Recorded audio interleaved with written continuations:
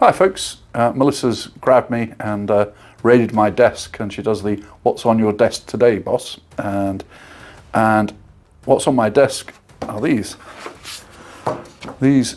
lovely sets of Wargames rules.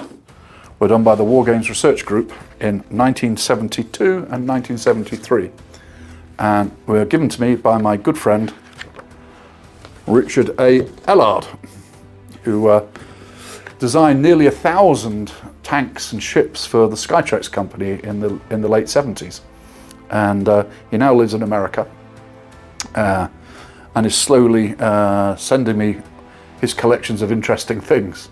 And so Melissa said, well, what are those Wargames rules then? You know, what are they? And I said, well, this one was what most of us played, people of a certain age. I'm now 61.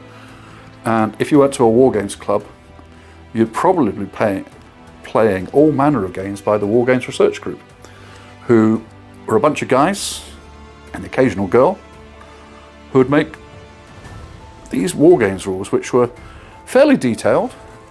Now, in the 1970s, everything was black and white and steam driven. You know, there is no internet, and printing and stuff is terribly expensive and takes forever to do. So rules were simply black and white sets like this, almost no pictures. So they weren't very inspirational, they were very practical.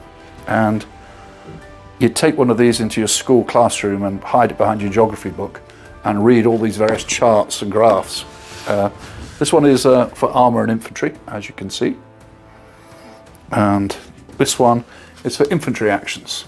So in either in 28mm or, they argue, in 1/35th scale, Tamiya and Airfix. And you get to know the so-called quick reference sheets here, which are a little bit frightening at my age now. But when you were 14 and 15, you sucked it up and you could learn those charts by heart. You just knew them. And they're quite hearty.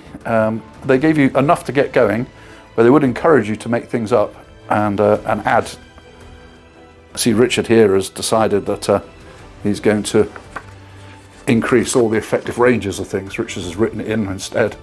That's what he prefers. He thinks that weapons should be able to shoot further than these guys recommend. Well, that would be just fine, as long as all your guys in the club all agreed. So there are all manner of these. There would be ancient rules, Wargames Research Group ancient rules. They were there for 30, 40 years, dominating the place, and Renaissance sets of rules, you name it. They pretty much started this fantastic hobby that we're all in. So we tip our hats to them. Thank you, WRG.